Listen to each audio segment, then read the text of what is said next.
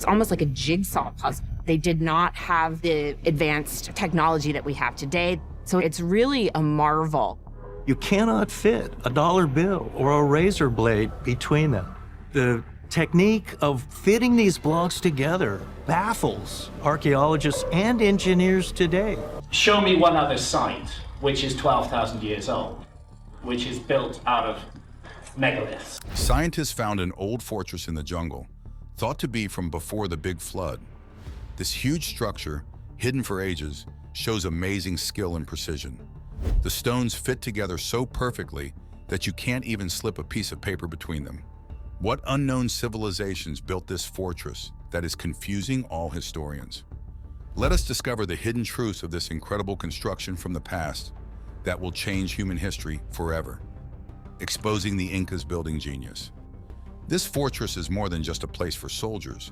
It shows off the Incas' top-notch skills in building, stargazing, and their close ties with nature, making us think differently about old times.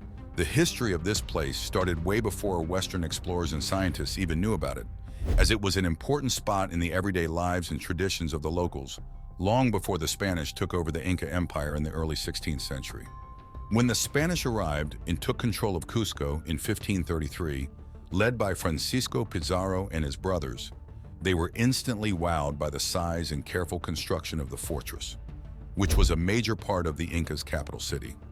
Pedro Sancho, who was Pizarro's secretary, wrote one of the first detailed descriptions of the place right after they conquered Cusco. His writings, along with those from others at the time, give us a peek at the huge stones used in the sophisticated way they were put together, setting the groundwork for future studies of the site. As the 1800s came along, the ruins of this fortress began attracting attention from people around the world, especially those interested in the growing field of archaeology. One notable visitor was Ephraim George Squire, who came to Peru in the 1860s.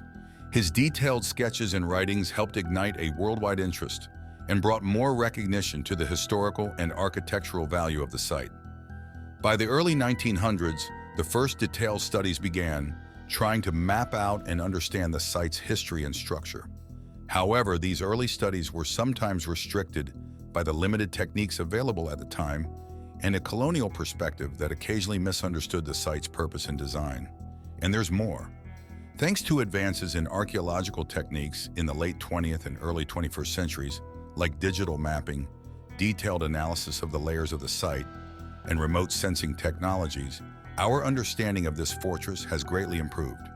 These new methods have helped uncover how the fortress was built, the full size of the site, and its various uses over time, making sure that every stone and item found helps add to our knowledge of a civilization famous for its incredible building skills and deep connection with both its environment and the stars.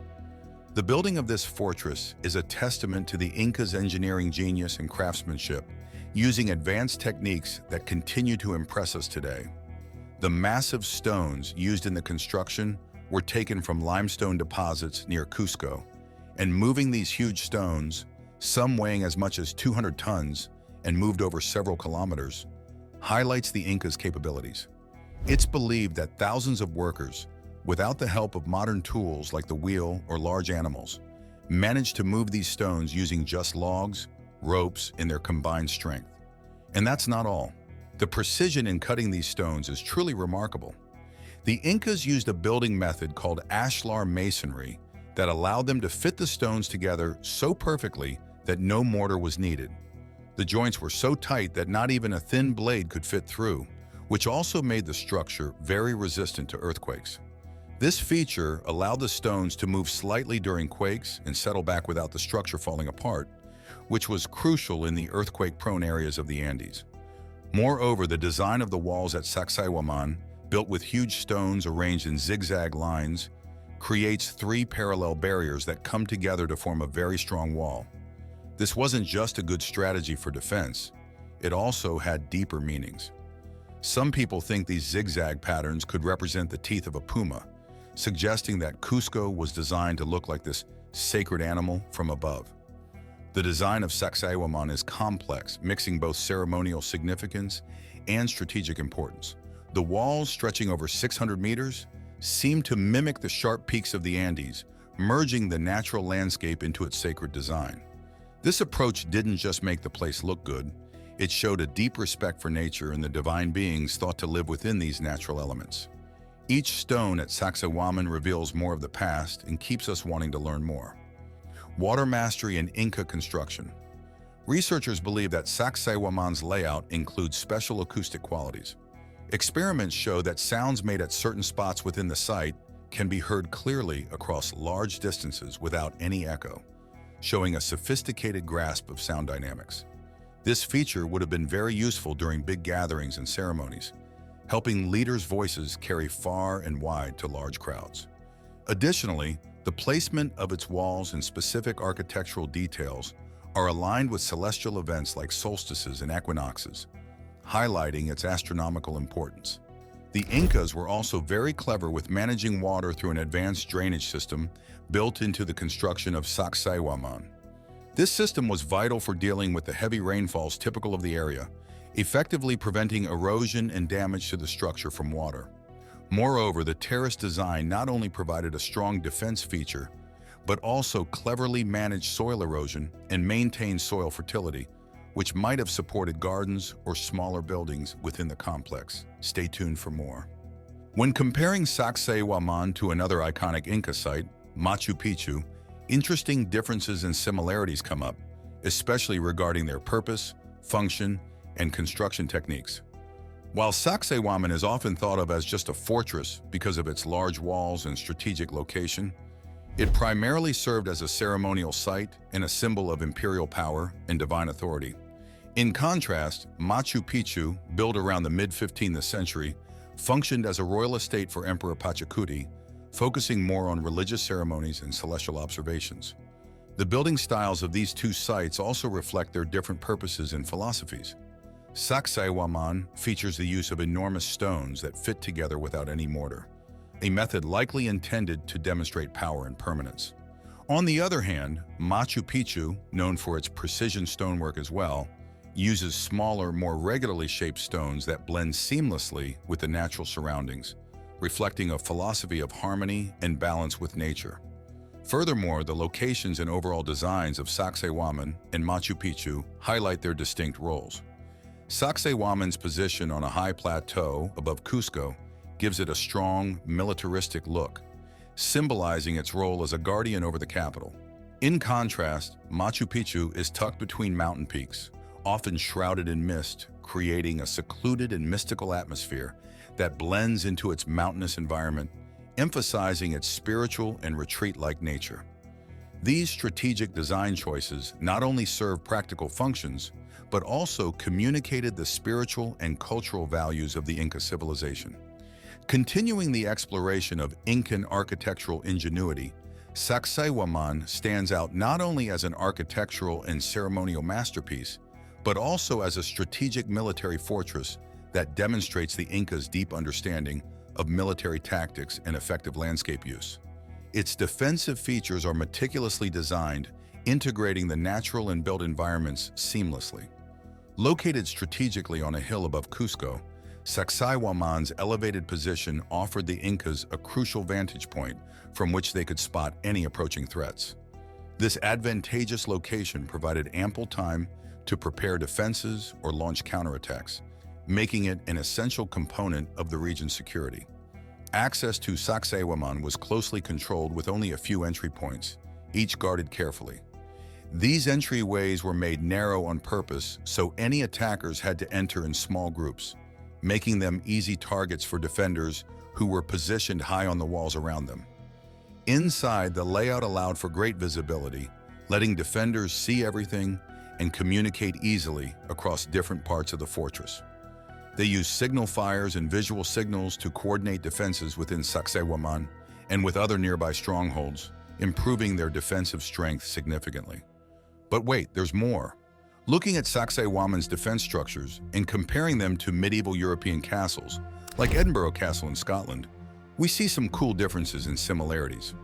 Unlike European castles built with stone and mortar, Saqsaywaman's walls were constructed using the ashlar technique, which means fitting stones together without any mortar.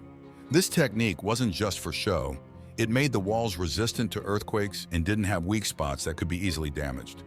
Both Saqsaywaman and many medieval castles were built on high ground, which is a smart defense move because it's always good to have the higher ground. This shared strategy shows how different cultures, even in different times, understood and applied similar defensive ideas, adjusting them to their own needs and the technologies they had. Think about a fortress high in the sky, holding stories of kings and battles, waiting to be explored. King Kashyapa's impressive rock palace. Think about another ancient site that's 12,000 years old and made from huge stones. It's hard to find any civilization from 12,000 years ago that could have pulled off such organized, large-scale building. Now let's talk about Sigiriya, this incredible ancient sky fortress sitting high above the jungles of Sri Lanka. Picture this, a gigantic rock that shoots up 660 feet into the sky with a palace on top that seems to scrape the clouds. But the big questions, why and how did ancient people build such a breathtaking structure and even manage to put a huge water body way up there? In today's video, we're going to climb up Sigiriya, dive into its long hidden history, and check out some really impressive old school engineering. Stick around as we show how this fortress was not just a thing of beauty, but a brilliant example of ancient engineering skills. Ever heard about the awesome Sigiriya or Lion Rock and its deep ties to Sri Lankan royalty? This story kicks off in the 5th century AD, and it's all written down in the ancient Kulavamsa. This epic tells us about King Kashyapa, who ruled from 477 to 495 CE. Kashyapa didn't just sit back. He took the throne from his half-brother, Moggallana, setting off a whole saga of power struggles and impressive building projects. To keep safe from any comeback from his half-brother, Kashyapa moved the capital from Anuradhapura to the mighty Sigiriya Rock. On top of a 200-meter-tall granite rock, he had a fortress and a luxurious palace built, showing off his wealth and vision. And that's not all. But after Kashyapa's time was over, Sigiriya kind of disappeared, swallowed by thick forests and forgotten by history. It wasn't until 1831 that it got a second chance at fame. That year, Major Jonathan Forbes of the 78th Highlanders, part of the British Army, stumbled upon Sigiriya while he was riding through the central forests of what was then Ceylon, now known as Sri Lanka. Discovering this amazing rock fortress and its ruins sparked a new wave of interest all over the world. Forbes's detailed accounts and drawings brought Sigiriya back to the spotlight, fascinating colonial officials and scholars, and paving the way for future digs and studies. After Major Jonathan Forbes rediscovered Sigiriya, the archaeological community focused its attention on this fascinating structure, leading to its eventual excavation. At first, the efforts to study Sigiriya were disorganized and lacked a clear plan, typical of early explorations in the area. But everything changed in 1895 when H.C.P. Bell, the first commissioner of archaeology for Ceylon and a British archaeologist, took the lead. Bell's methodical investigations laid the foundation for understanding Sigiriya's complex design and its rich history, shedding light on various aspects of its construction and artistic achievements. As the 20th century progressed, the Department of Archaeology of Sri Lanka stepped in, bringing a new level of precision to the exploration of Sigiriya. Systematic archaeological digs really started to shape up by the mid-century and gained momentum when Sigiriya was declared a UNESCO World Heritage Site in the 1980s. This period was marked by intense activities that included detailed site mapping, careful excavation of the gardens, and thorough restoration of the ancient frescoes. Speaking of the frescoes, the vibrant paintings on Sigiriya's western face are absolutely captivating. They depict celestial maidens known as apsaras and demonstrate the exceptional skill of ancient Sri Lankan artists. Made with natural mineral pigments, these frescoes have survived the test of time, maintaining their vivid colors for over 1,000 years. The technique used to create these paintings is similar to the fresco secco method seen in India's Ajanta caves, indicating a shared artistic tradition across the region. Yet Sigiriya's frescoes stand out with a distinctive style, capturing the maidens in a way that makes them seem like they're floating in midair. Keep watching for more. The site's water gardens are another incredible find from thorough excavations. These gardens showcase a sophisticated hydraulic system that includes pools, pavilions, and cleverly engineered fountains. The advanced level of water management seen here can be compared to the legendary Hanging Gardens of Babylon, indicating that such architectural wonders were not exclusive to the Western world. Sigiriya's gardens weren't just pretty, they were a display of advanced hydraulic technology and urban planning by ancient engineers. Then there's the mirror wall, which was originally polished so well that it reflected King Kasyapa's image as he passed by. As we uncover more of Sigiriya, we see how well old builders mixed their work with nature. The defensive brilliance of Sigiriya. Over the centuries, this wall became a canvas for the thoughts and writings of visitors, with inscriptions dating back to the 6th century. These writings range from poetry to personal reflections, offering a unique peek into the thoughts of ancient travelers, similar to a modern-day guest book. This tradition of leaving one's mark is a common human impulse found across different cultures and times, as seen in places like the pyramids of Giza, where ancient graffiti also tells stories of those who visited. Diving deeper into the architectural marvels of Sigiriya, why was this location chosen for such a grand fortress? The natural setting of Sigiriya itself offers some clues. Perched about 200 meters above the plains, the sheer height of this massive rock column provided unparalleled defensive benefits. This elevation was not just daunting for potential invaders to overcome, but it also gave the inhabitants a broad vantage point, allowing them to see for miles and spot any approaching threats long before they reached the fortress. The rock's steep and rugged sides further shielded the fortress, making direct assaults nearly impossible without sophisticated siege techniques. This strategic placement highlights the foresight and creativity of the ancient builders who selected Sigiriya as the site for this impressive fortress. Just above the water garden at Sigiriya, you'll find the Boulder Gardens, a stunning showcase of how natural elements were brilliantly woven into the fortress's layout. The area is peppered with large boulders that seem to fit perfectly into the overall design. Meandering paths weave through these giant rocks, leading to hidden spots and key vantage points for keeping an eye on things. But these boulders were more than just nice to look at. They were essential for the fortress's defense, acting as natural blockades and fortified spots. This smart use of rocks somewhat reminds you of the peaceful rock gardens at Ryoanji in Kyoto, Japan. However, while both gardens use rocks, Sigiriya's Boulder Gardens had defense and control in mind, while Ryoanji's are all about calm reflection and enjoying the view. Going up a bit, you reach the terrace gardens, the last leg before you get to the top of Sigiriya. Here, staircases and pathways are cleverly cut right into the rock. They not only make it easier to get to the top, but also support the growth of lush gardens and the building of small structures along the way. These terrace gardens blend the sheer cliffs into the fortress's architecture beautifully, showing off the old-time Sri Lankan architect's knack for turning tough terrain into a place people could actually live and defend. You see something similar in the ancient Incan city of Machu Picchu, where gardens are also tucked into steep mountainsides. Both Sigiriya and Machu Picchu use the vertical nature of their locations to boost farming, living conditions, and defense, showing a deep understanding of how to mix building work with the natural world around them. And there's more. As we walk up through the structured terraces and vibrant gardens of Sigiriya, it's hard not to be impressed by its defensive setup, which is as remarkable as its architecture. The fortress was kept safe by a huge moat and tall walls. The path leading up to the rock was cleverly made very narrow, forcing anyone coming in unwelcome to squeeze through tight spaces where they could be easily handled. Around the fortress, big boulders were strategically placed, ready to be rolled down on intruders, and some staircases were designed to be taken apart or destroyed quickly to stop enemies from advancing. At the top of Sigiriya, there were once extensive living quarters, where King Kasyapa and his people lived.